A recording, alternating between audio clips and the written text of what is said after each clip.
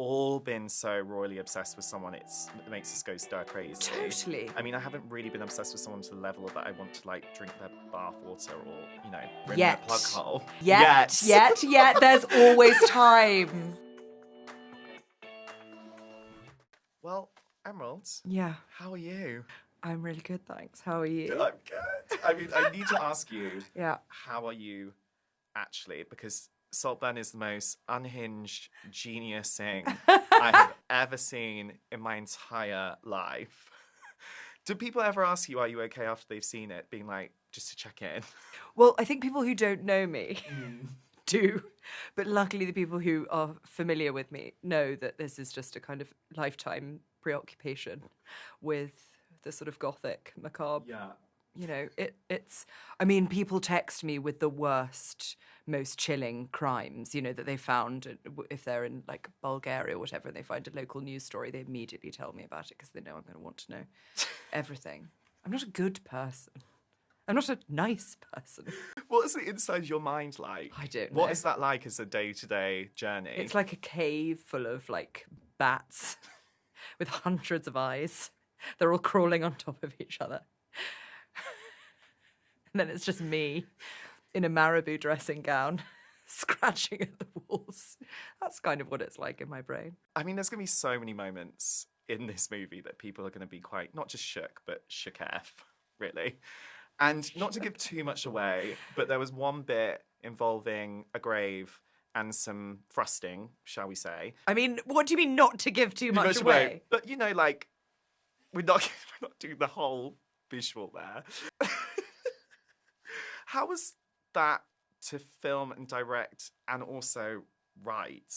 If we're non-spoilerly talking about the kind of the more sort of transgressive moments of the film, it's just about like who your collaborators are. Like going into making this film, you know, I was really determined and we were all really determined to just make something that's about desire and what desire really looks like and what love, misdirected kind of love can feel like. And so obviously, you know, a huge part of that doesn't look, you know, isn't necessarily picturesque, or I would argue it's sort of, you know, might be. That's the thing I love so much about Barry, particularly as a performer, is you need to give him a look and he knows exactly what you mean and he's in it as deep as I am and has no interest in making something kind of flaky or kind of half-assed or half-cocked. Like, we set out to make something that felt sticky and difficult and complicated and sexy, and that requires like a lot of trust between all of us and a lot of you know, just commitment, I guess. Yeah. And then another thing that really shook me about it was the Christmas party scene where the cheeky girls blasted out. Thank you. I mean, Have a Cheeky Christmas. I haven't heard it in probably about a decade, but that's the comeback we all need in our lives right now. What made you decide to bring back the cheeky girls? Oh my God. Thank you for asking. Thank you for noticing. Because, you know, obviously the film is set in 2006, 2007. And you have to be so careful with music, especially if you're as obsessed with music as I am. You know, we make sure that when we do the first few passes of the film, we don't use any music at all to make sure that, you know, we're not cheating. Because obviously, in the moment you have the cheeky girls in, it's like the best film ever. So you've got to sort of make sure it can stand on its own 2 feet. But that was a really difficult one, actually. A Christmas song is difficult because if you're trying to be specific about an era, Christmas songs are perennial. So, you know, most good Christmas songs, they live forever, right? So you don't necessarily know. I mean, we all know that Mariah Carey's wonderful dream hit, All I Want for Christmas Is You, is 30 years old because it's celebrating its birthday this year. Yeah. But generally speaking, it could have been 5 years ago, right? It could have been 20, whatever. So we needed to find something that felt of its time. And so we looked at the Crazy Frog, obviously, who has... Thank God you didn't bring that back. Can I just tell you? He's gone. What do you mean it's gone? We can't find him. So you couldn't find it anywhere? He's gone. Oh my God. Is he in the Costa del Sol? Under a pile of lady frogs? We don't know. We don't know. He's made all of his money and now he's just off. He doesn't need it. He's in his motorcycle jacket. He's got no pants on. He's riding around town, not a care in the world. Can't find him. So there you go. But actually that turned out to be a blessing in disguise because we'd gone through every single Christmas song. We'd tried everything. Nothing quite hit. And then I think almost in the middle of the night, like, you know, in a eureka moment. Some would say the eureka moment of the century. Some I sat could argue up, that. sat up and said, think to my husband, the cheeky girls had a Christmas song. He was like, shut up, as he always is. Please leave me alone. Please go to sleep. And it just turns out to be the best song ever. I'd forgotten how good Have a Cheeky Christmas is. And every time that moment of the film happens, I am overcome with joy because it's so good. Oh, it's sensational. It's so good. Some might say the cinematic moment of the century. Agreed. Some would. You, Some would. my mum, Me. me. You. Done. That's all that matters, that right? is literally, who cares? Who cares about any of the others? When I watched Promising Young Women, me and my friend went to go watch it together, and then afterwards we had a very deep DMC about our own experiences of Assault. And I thought afterwards, I was like, that is what's so powerful about what you do. You create stuff that people go away and they can have chats with their mates about things that they have maybe repressed and they haven't discussed. And that's such a gift you can give to people. With this movie, with Saltburn, what do you want people to start talking about more? The thing about this film, I suppose, is that it is sexy. But it's sexy in a way that is, to some people, in some ways, transgressive. And I suppose I want to interrogate our relationship with our own desire and our relationship with the things that we desire and how often, and it's not dissimilar to Promising Young Women, how destructive that desire often is. You know, we are all of us spending all of our time, you know, on the internet, looking at people, fantasizing about them, fantasizing about their lives, fantasizing about their clothes, whatever it is, the food they make, everything. And that feeling so quickly becomes self-loathing, which so quickly becomes anger directed at the thing. And I suppose in a kind of roundabout way, you know, it's difficult to talk about like themes and things and so much, but I really am interested in if people find this film sexy or disturbing or funny or not funny. I'm kind of interested in why some people, sort of some men have interviewed me and described the sex scenes as gross out, for example. Right. For example. You know, or some people just, you know, really, there's a line for a lot of people of kind of, that they won't cross, that they're not, you know, that kind of really like slams the doors. You know, there's a moment in the movie, you know, when people are like, no, I'm not going to engage with this. I don't like it. I'm just interested in that because I think that like I just don't think we're honest with ourselves or with other people about what we want. And I think that dishonesty is quite toxic. So it's sort of, I suppose, important for me to say, you know, to write it, to make it, to put it out there, to say, I think there are lots of people who, you know, have transgressive, strange thoughts about the things that they want all the time. Shouldn't we all talk about it? Shouldn't we all think about it? Should we all be like familiar with that feeling at least, or interrogate it or feel comfortable talking about it? And that's because if you talk about it, it eradicates the shame. Totally. And the shame is the thing that silences people, isn't it? The shame is the thing that makes it feel bad. The shame is the thing that leads to violence. Always. Really. And that's also to kind of like make this film, like this is to be very like philosophical and grandiose. Also, I just wanted to make something that was a really good time and funny and silly and over the top and baroque and gorgeous and crazy. So there was all of that sort of stuff. But absolutely, I think if you can't talk about this stuff, if we, you know, because I'm kind of quite facetious and I think people often are pretending to be shocked. I think that's very true, actually. So I'm interested when people say like, oh, this is, my question is always, are you really shocked or are you pretending to be shocked because we're having a public conversation? Or are you really shocked or are you just not willing to think about it? Or really, you know, do you feel more comfortable looking at naked women than naked men? You know, sort of course, the movies I grew up in have so much, the way that they use women's bodies, you know, in all sorts of ways was so normal. There's nothing in this film that's really actually, I mean, almost all of it's just in close-up. Yeah.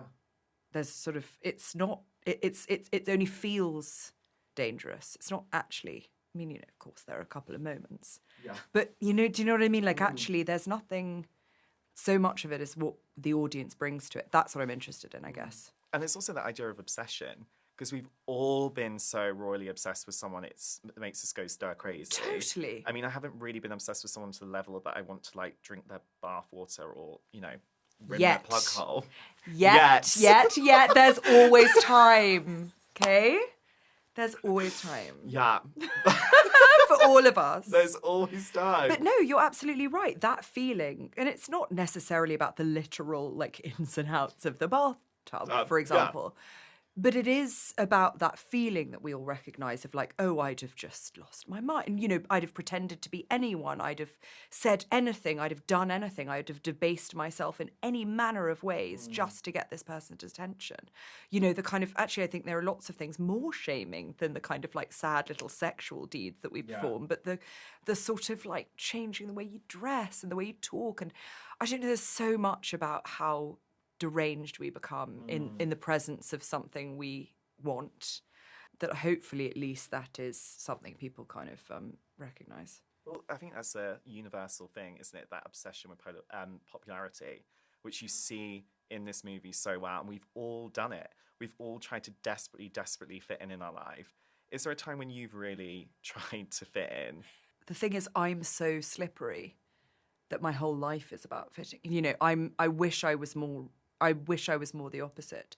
I wish I was more fixed and resolute. But I think I can literally get into any old shit. Do you know what I mean? If I'm talking to someone who loves any manner of nonsense, I can in the moment be totally obsessed with, whatever mad thing. Because my main, I suppose, imperative is I don't know what it is. But so I kind of wish more that I was less wanting to fit into whatever that was. I mean, definitely I remember when I was at university, my tutorial partner, you see kind of a similar thing in this film. My tutorial partner, I was halfway through reading an essay and he stood up and said, this is a waste of my time, and left. Brutal. Yeah, I know. And look at you now. And look at me now, bitch. One of the aspects of the movie as well, it's that whole idea of we're totally okay, everything's absolutely fine, and then behind the scenes, everything is very much not okay. And we are very guilty of that, especially in our culture in Britain, of, perpetuating that idea. And like when you do something like this, where you're with quite dark subject matter for quite a while, and we're promising a woman, how do you look after your own mental well-being? I mean, the answer is I don't. Yeah. I think that writing is the thing that makes me feel better always, and always has been. And so it's actually kind of now, when a film has come out, when something's finished and you're sort of talking about it, which is always lovely actually, but it's now about 2 years since I finished Saltburn, the writing, and I start to get really itchy. My brain, my body, everything starts to get itchy because I need to go away and write, because usually I realise what's wrong with me after I've written something. Like, oh. Right. Oh, in COVID. That needs to work. It's like in COVID, you weren't allowed to touch anyone. You weren't even allowed to breathe near each other. So it makes sense that everything in this is about bodily fluids. But it's really only afterwards that you are able to see these things sometimes. And so for me, I look after my mental health by kind of writing these awful worlds. And I can put everything in there, I guess. And just channel it in there. Yeah, and just an enormous amount of antidepressants. And then Bob's your uncle. Bob's your uncle. A functioning mother Here of we two. go. Woman of the world. And it's so interesting as well, your career path, which I think is so Bad. fascinating. Mad. No, it's incredible. Like, going from Call The Midwife to becoming an Oscar-winning screenwriter is beyond iconic. I mean, I was the biggest Call The Midwife fan, so represent, we love. Like, was this always in your path? Was this always your plan? Or was there ever a moment on that journey where you questioned whether this was even possible? All of our plans, like how much are they fixed and how much do they kind of change given the circumstances? I think I know that I always wanted to make things, that I always wanted to make films. I don't think I knew that it was possible really to be a director. Like, you know, I didn't know if you could do it without going to film school and all of that sort of stuff. I think there's a reason why a lot of actresses have become directors. It's because you suddenly see what it is, and you understand how, and working with, because of the SAG strike, I'm not allowed to talk about like specific things, but obviously the show that I was on for many years, which I love so much and loved it more than anything in the world, you know, so much of that I learned everything, because you're working on a show where you have the same cast, the same crew, a different DP and director every 2 episodes. So you immediately have a literal control where you can see what works, what doesn't work, what you know, how to save time, how to kind of piss everyone off. You know, what all the stuff is, you can just see bit by bit if you're watching, you know. And what that show taught me, apart from, you know, so many incredible things, it taught me that if the cast and crew are really close and they trust each other very deeply, which we all did, you can get anything made. You can shoot a 5-page scene in one shot in 20 minutes at the end of the day, because everyone's looking out for each other. Everyone is standing in the right place so that lighting can do their job. You know, they can stand in a certain way so costume can make sure that their dress is undone at the back. Whatever it is, you can do it. And that gave me so much confidence, especially making something like Promising Young Woman, where we had so little time and so little money. What I always knew was, if we trust each other, if I can get us to a stage where we're all together, cast and crew, where we all love each other, believe in each other, trust each other, we will be able to make this, because it is possible. It's only not possible if you don't get on, if you don't trust each other, if you're dicking around, if you think your department is more important than that department. That's when things take time. And so that show was so important to me, because it just, you know, and maybe it was a very female experience too. It was run by women. It's populated by women. And it was like, it showed me it was possible. And that's why I loved it so much, and why I'm so grateful to it always. Well, it's so interesting, isn't it? Because being a leader as a female director, we're just going to say director because no one ever goes into a room and says, as a male director, what's it like? But in this scenario, in an industry where traditionally hasn't necessarily been a place where women could thrive. And we've been talking a lot on the podcast recently about bullying, for instance, and creating safe spaces for people and kindness. Yeah. When you go into those spaces now as a leader, knowing what's gone on in the past, how have you created such a kind, safe space for people? There are things that are important to me that I say like right off the bat when I meet actors, which is that we don't have everyone is completely equal. So everyone has the same crappy 2-way trailer.